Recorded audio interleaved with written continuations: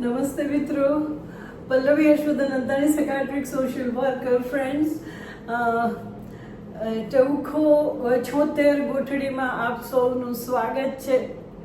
મિત્રો, આપ સૌનો આભાર. બહુ જ સરસ પ્રતિભાવ મળે છે, તો મને પણ ઘણો ઉત્સાહ થાય છે મિત્રો. હા, અને મને તો લાગે છે કે ઇવનિંગ ટાઈમ કરતાં 4 વર્ષ એસ્ટાબ્લિશ થયેલી મારી ટોક કરતાં આ ટોક આગળ આવી જશે. Anyway, thank you. Ultimately all are મારા સંતાન. આ હોય કે આ સૌથી વધારે લોકોને પહોંચે ને મિત્રો આ બધી વાત. એ જ મારો હેતુ છે કે ભાઈ નાની મોટી વાતથી સરસ મજાનું વિચારીને જીવન જીવતા થાય. તો મિત્રો, આજે મને 2-3 વાત યાદ આવી. એક તો મારે તમને, હું છે ને તે એક સબ્જેક્ટ નક્કી કરું પણ પાછું બાયફર્કેટ થતું હોય ને બીજી વાતે મારે કહી દેવી હોય. હું તો તમને રોજે રોજ મળું છું, તોય મારે હિસાબ તમને કહેવાની વાતો બહુ જ હોય છે.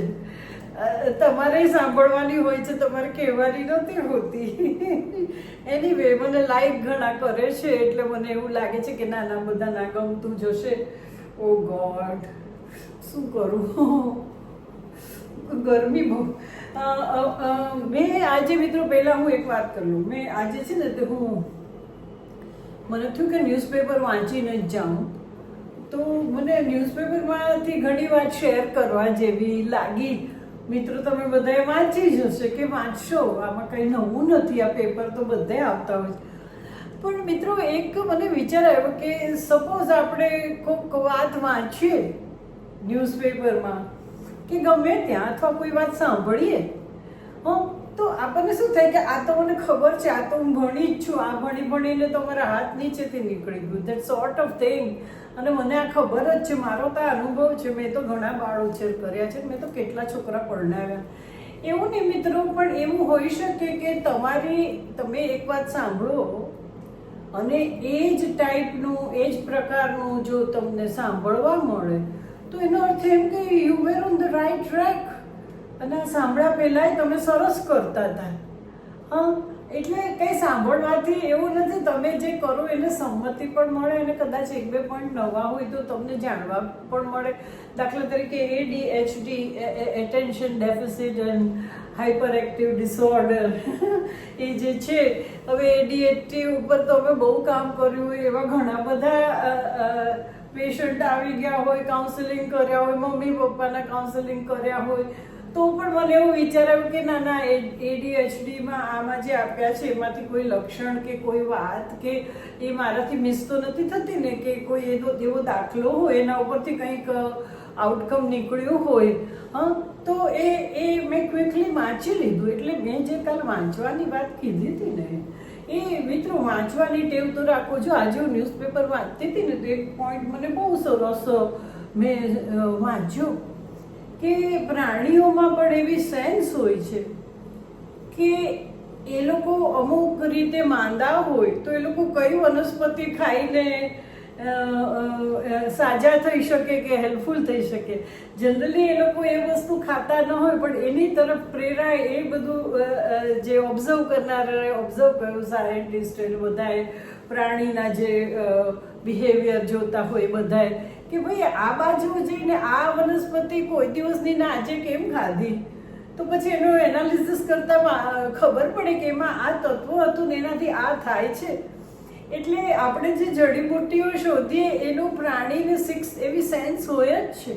તો ભાઈ અમુક જાતના રીંછ ને એ લોકો અમુક જાતના પ્લાન્ટ બહુ ખાતા હતા, તો એના ઉપરથી એનો વિચાર આવ્યો અને શોધ્યું તો ગરમી મળે, અને બીજું કે શરીરની અકડાઈ ગયું હોય એમાં ફાયદો થાય. કેટલા વખત સુધી સ્નોમાં રહ્યા હોય અને પછી એમ કે એ હતું. પછી ઝેર ઉતારવા માટે અમુક વનસ્પતિ પાસે બધા જતા હોય છે. એમ એ લોકોનો ખોરાક નહીં, પણ એ બાજુ વળે એટલે એની સ્ટડી થાય ને પછી એનું એનાલિસિસ કરવાથી એમ કરતા પ્રાણી જે વસ્તુ ખાય, એમાં અમુક ગુણ હોય છે. એ આપણે તો વૈદકમાં ક્યારના શોધાયા હતા, પણ એમ કે પ્રાણીની પણ આવી બિહેવિયર હોય છે ને, એ લોકોને એક એવી સેન્સ હોય છે મિત્રો. હા, તો એ પણ મને વાંચવાનું બહુ ગમ્યું.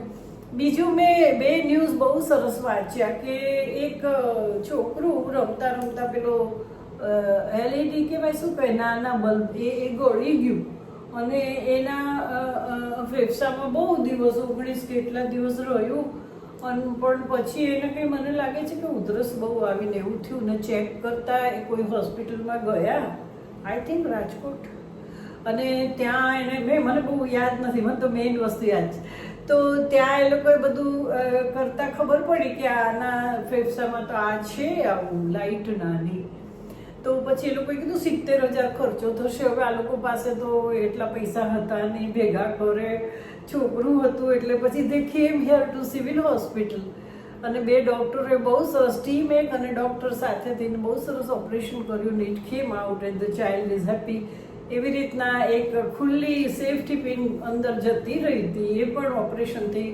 આવી રીતે ફ્રી ઓફ કોસ્ટમાં કાઢી તો મિત્રો હું તમને કહેતી હતી ને મેં 2-3 દી પહેલાં જ કહ્યું હતું કે ભાઈ સુપર સ્પેશિયાલિસ્ટ કે એવું આ લોકોને તો હોય ને બિચારા ક્યાં જતા હશે પણ ભગવાન છે ને જો આને સિવિલ મળી ગઈ અને ચાઇલ્ડ જીવી ગયું એને 70,000નો ખર્ચોય ન થયો હા એ લોકોએ સારું ડિસિઝન લઈ લીધું કે અહીંયા જ આવી ગયા એમ તો આવી બે વાત મને ગમી ત્રીજી એક મેં in sum country I think China અમુક કન્ટ્રીમાં હવે છોકરીઓ જન્મે એવું માગવા માંડ્યા છે ઈચ્છવા માંડ્યા છે એક તો છોકરીઓની અછત હોય ત્યાં આવું વિચારે બીજું એક કે છે એવો પોઈન્ટ આવ્યો છે કે છોકરીઓ કરતા છોકરાઓ મોંઘા છે આપણા સમાજમાં તો બે મોંઘા છે બેયને ભણાવવા પડે છે બેયને પરણાવવા પડે છે બેયને સ્પેશિયલાઇઝેશન કરાવવું પડે છે છોકરીને પણ ડૉક્ટર બનાવે છે જેને જે એટલે આપણે એવું નથી પણ ઘણી જગ્યાએ એવું હશે કે છોકરીને પરણાવી શકાય ને છોકરાને બહુ લોંગ ટર્મ એના બિઝનેસમાં અને છોકરાને તો કે છે ઘરે આપવું પડે ને એવું બધું અમુક કન્ટ્રીમાં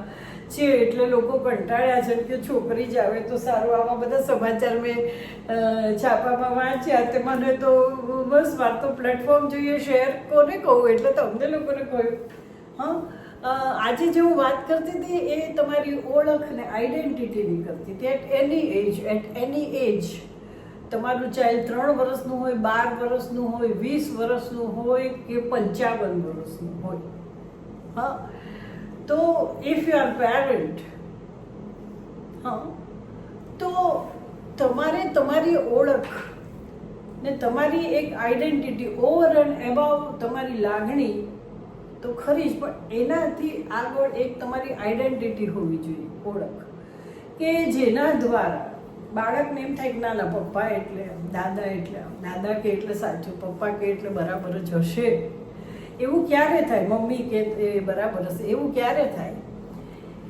એક તો તમને સક્સેસફુલ લાઈફ જીવતા જોયા હોય યુ આર સમથિંગ કાંઈક છો મમ્મીઓ તો હોમ ફંક્શનિંગ બહુ સરસ રીતે કરતી હોય હવે એ મમ્મી એટલે હોમ ફંક્શનિંગ એવું હવે છે જ નહીં પણ તોય હું કહું છું 50% છે હજુ તો ઘણું તો એ લોકો પાસે જે તે વસ્તુનું નોલેજ હોય જે તે વસ્તુનું રીડિંગ હોય એ લોકો એની લાઈફમાં સક્સેસફુલ હોય એ લોકોએ પ્રૂવ કરી બતાડ્યું હોય એની વાતમાં વજન હોય એની વાત માહિતીસભર હોય એની વાત કહેવાની રીત એવી હોય કે એ તમને કન્વિન્સ કરીને વિચારતા કરે એની વાત કરવાની રીત એવી હોય કે તમને પણ સ્વીકારે અને તમને એની વાત કહીને તમારા ઉપર છોડીને તમારી વિવેક બુદ્ધિથી તમને સાચો નિર્ણય લેતા શીખવાડે આ બધી વસ્તુ તમારો એ ઉપર કોઈ એની જોવુકમી ન હોય હા તો આ રીતના જે પેરેન્ટ હોય બાકી તો ગૂગલમાં બધું છે એમાં કાંઈ ઇન્ફોર્મેશન પેરેન્ટ્સ જ આપે એવું નથી હવે તો મિત્રો આ રીતના જો પેરેન્ટ તમે હશો મેં કહ્યું એટ એની એજ 5, 15, 25 ઓર 55 હા જો તમારી આ રીત હશે જો તમે બિઝનેસમાં સક્સેસફુલ થયા હશો તો તમારો 50 વર્ષનો છોકરો તમારી વાત માનશે તમે સક્સેસફુલ થઈને આવા પ્રોબ્લેમમાં કયો માર્ગ અપનાવ્યો તો તમારી વાત સાંભળશે એટલે ફર્સ્ટ નોલેજ બીજું આજે એક આમાં પણ ન્યૂઝપેપરમાં પણ છે કે દે ફોલો એમાં કાંઈ વાત નવી નથી children they follow there parents એટલે પેરેન્ટ્સે તો પહેલાં એવું કરવું જ પડે અને in sum part you can ટેલ કે ભાઈ અમે લોકો આવું કરી શકીએ કારણ કે અમે મોટા છીએ, અમે ભણી લીધું છે, અમે ગ્રોઈંગ ચાઇલ્ડ નથી હવે. ઘણા તમે એ કહી શકો, એટલે અમે બેસીને જાગી શકીએ. તમારે અમુક ટાઈમે સૂઈ જવું જોઈએ, અમે વાત કરવા કોઈ વાર જાગીએ પણ ખરા. દેટ સોર્ટ ઓફ એનું કારણ આપી શકો તમે. તો આ જો બધું તમારી પાસે હશે તો જ તમારી આઈડેન્ટિટી સ્થપાશે. કેટલીય વખતે મમ્મીએ બધું સોલ્વ કર્યું હશે, માંદે સાંજે અમુક પ્રોબ્લેમ, શરૂઆતમાં તો બધી વસ્તુ મમ્મીને જ કહેતા હોય છે સ્કૂલ એન્ડ સુધી. તો ત્યારે જે મમ્મીના ગાઈડન્સથી તમને ખબર પડી હશે ને, જ્યારે હું વાત કરું છું ત્યારે suddenly I remember my mother. Naturally I will. મેં આની પહેલાં કહ્યું હતું કે જ્યારે મને બધા બહુ ચીડવતા હતા ત્યારે, અથવા તો કોઈ વાર એવું થાય સ્કૂલમાં કે ક્યાંય પણ, ત્યારે મમ્મી એમ કહેતા હતા તને શું લાગે છે? ના, મને એમ લાગે છે સાચી છું, તો પછી બસ ગો હેડ. તું એ લોકો કે ના સાંભળ. પણ મેં કીધું મને કહ્યા જ કરે છે, પણ ના, પણ તોય તું તારામાં જ રહીને તું એ વસ્તુ કરો છો. એવી રીતના બહુ મોટા થયા ત્યારે એવું ઘણી વખત કોઈ છોકરાઓ સામે જુએ કે એવું કંઈ એવું હોય તો મમ્મીને કહેતા, તો મમ્મી બહુ સાહજિક કહેતી કે ના, એમાં કાંઈ એવું બહુ એને નોટિસ કરવા જેવું નથી. જોવે એમાં કાંઈ એને કંઈ કોઈ મુશ્કેલી નથી ને. એમ ઘણાની સામે જોવે. તું કાંઈ એવી નથી કે તને એકલીને જ જોવે. બધા એ લોકો જોવે, અમુક કપડાં પહેર્યા હોય, અમુક સ્માર્ટ હોય, આમ હોય, એટલે એમાં કંઈ ગભરાવા જેવી કોઈ વસ્તુ. એટલે એટલું બધું સરસ રીતે એક્સેપ્ટન્સ ને બધું હતું. એટલે પેરેન્ટ્સ જે કરે ને એની આઈડેન્ટિટી ઇઝ વેરી ઇમ્પોર્ટન્ટ. વિકટ પરિસ્થિતિમાં જે પેરેન્ટ્સ વર્તન કરે છે એ જોઈને જેવું એના છોકરાઓ શીખે છે. તો મિત્રો, ઘણો ટાઈમ થઈ ગયો. Today Sunday. Enjoy. Special lunch તો લઈ લીધું હશે, પણ ડિનર શું છે આજે? સ્પેશિયલ લીધું જ હશે. મારે સ્પેશિયલ ફૂડ એટલે આજે સ્પેશિયલ, હું તો ફરસાણ તળેલું મીઠાઈ કંઈ ખાતી નથી, એટલે ખાસ એમાં સ્પેશિયલ ના થઈ શકે. પણ મને તો એક નવી જાતનું સેલડ મળે ને સરસ, તો એ સ્પેશિયલ કહેવાય. એન્ડ આઈ ટુક પાપડ, લસણીઓ, એક લસણવાળો પાપડ અને સેલેડ બહુ હેવી સરસ ખાધું. કાકડી ને ગાજર, મરચું, પછી પેલું શું કહેવાય, કાબુલી ચણા બોઇલ કરેલા ને એનું હેવી સલાડ, કાળી દાળ અને સરસ ગળેલું દૂધીનું શાક, બહુ સરસ. સો that was special food for me. There was a time જ્યારે ફરસાણ વગર વીકેન્ડમાં જમતા નહીં મિત્રો, પણ હવે પોતાનું ધ્યાન પોતે રાખવું પડે છે. બધા સાથે હોય તો છાનામાં નહીં ખાઈ લે. મારે તો છાનામાનો સવાલ જ નથી, મારે મને જ પૂછવાનું છે. So friend, it was a nice food. અને સાંજે તો કંઈક લાઇટ કરી લઈશ, કંઈ વિચાર આવતો નથી હજી તો. કાલે મિત્રો મેં બાજરો ને જવ એના વેરી લેસ એક ટપકું ઓઇલ મૂકીને થેપલું કરાયું, અને તલ ને બલ ને બધું નાખીને. પણ ઇન્ટરેસ્ટિંગ હતું. મને લાગે છે ગરમ ખાઈ લો તો નહીં વાંધો આવતો, પણ પછી તો પટ તૂટી જતું હતું. અને એટ સર્ટન એક્સેન્ટ થોડુંક અહીંયા ચોટતું હતું, એટલે દૂધથી ધક્કો મારવો પડ્યો. એટલે હું તો જે મેં બનાવ્યું એનો સાચો જ અભિપ્રાય, બનાવરાવ્યું એનો સાચો જ અભિપ્રાય આપું. ત્યારે બહુ સરસ લાગતું હતું, સ્મેલ વોઝ નાઇસ ને. એટલે મને એમ કે જો જવું ને બાજરાનું થઈ જતું હોય, રોટલો એકલો થોડો ઓછો ભાવે. સો ચોળી રોટલો પાછો ભાવે દૂધમાં, પણ પાછું એ બધું આપણે કે એ પ્રમાણે બધું કરવું પડે છે. સો what else friend, enjoy Sunday. હજી તો બરાબર સૂજો. સાંજે નાઇસ ઇવનિંગ કંઈ નાસ્તો કરજો મિત્રો. અને યસ, રાત્રે તો સ્પેશિયલ ફૂડ હશે, બહાર જશો. મને લાગે છે બધા યંગસ્ટર તો ગોલા ખાવા જશે. It is full of dry fruit. અરે વોટ ટુ ટેલ યુ, ગોલો ક્યાં છે એમાં? ગોલા કિધર હે? અંદર બીજું કેટલું બધું નાખેલું હોય કે તમને આઈસ ક્રસ્ટ ક્યાં દેખાય. કેટલું આમ કરો ત્યારે, પણ ઇટ ટ્રેન્ડ છે. મેં કંઈ એવું વાંચ્યું કે સાદો ગોળો જે અમે લોકો સાદો ગોળો સળીવાળો પેલા ખાતા હતા, જે એ જમાનામાં 1 રૂપિયાનો, આઈ ડોન્ટ રિમેમ્બર, હા, જે આવતો હતો, અત્યારે કે છે 60 રૂપીસથી તો ફેંકી દેવા જેવો ગોળો શરૂ થાય. બહુ કહેવાય નહીં. અને ફેમિલીને લઈને ગોળા ખાવા જાઓ તો 1000 રૂપિયા તો થાય જ.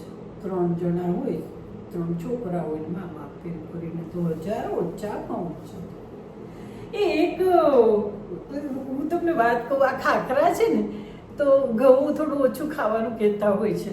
તો એક તો મગના ખાખરા સારા હોય છે, જવના થોડા ગળા ચોંટે છે, પણ છે ને તે ચણાનો લોટ ને થોડો અડદનો એ થઈને કંઈ ફાફડા ખાખરા થયા છે. હવે તો બધી જાતના મળે છે, પણ હું તો જે કારખાનામાં બનતા હોય ને એ જરાક જોઈને કે વિશ્વાસ થાય એમ. તો એ જગ્યાએ એ ફાફડા ખાખરામાં છે ને તમે ચોળાફળી ખાતા હો ને એવી જ ફિલિંગ થાય. I was very happy. મને ચોળાફળી બહુ ભાવે, પણ એવી કંઈ તળેલી સટસટ હવે ખવાય નહીં મિત્રો, બહુ વજન વધારી દે આ બધું. તો હા, મને આ વખતે રોસ્ટેડ પાણીપુરી ન મળે તો આવડું મોટું પેકેટ મેં સાદું લીધું, તો પછી તો મેં તો સાવ છોડી દીધું. પહેલાં તો કોક વારે ખાતી હતી, રોસ્ટેડનું આ જ મળ્યું. તો આ ખાખરા બહુ સરસ છે મિત્રો, એટલું સરસ સ્વાદ આવે છે ને. સો વોટ એલ્સ ફ્રેન્ડ, વાતોનો તો કોઈ અંત જ નથી. સો ધીસ ઇઝ ગોષ્ઠી. અને ગોટડી કેમ કે છે, we don't know about the time, અને કાંઈ ખબર ન પડે ને હે વાતના વડા કરીએ, અને એમાં પાછું કંઈક ઇમ્પોર્ટન્ટ આપણે ધ્યાન ધરીએ, મગજમાં ઉતારીએ, એ પ્રમાણે વર્તીએ. તો આજે આપણે ઘણી બધી વાત આવી કરી. Never lose your identity. Identity કોઈ પણ લેવલે રાખજો તમારી. આઈડેન્ટિટી એટલે ઘમંડ નહીં. આઈડેન્ટિટી એટલે તમારી પાસે બધું છે અને પછી તમે વાતની રજૂઆત કરો છો, એમને એમ નથી કરતા. હા, અનુભવ છે, યુ હેવ પ્રૂવડ ઇટ, તમે એના વિશે સ્ટડી કર્યો છે, કોઈ પણ વિષય. It can be cooking, it can be gardening. એવું નથી કે દરેક વસ્તુ આપણને આવડતી જ હોય. સો ટાઈમ બહુ જાય છે.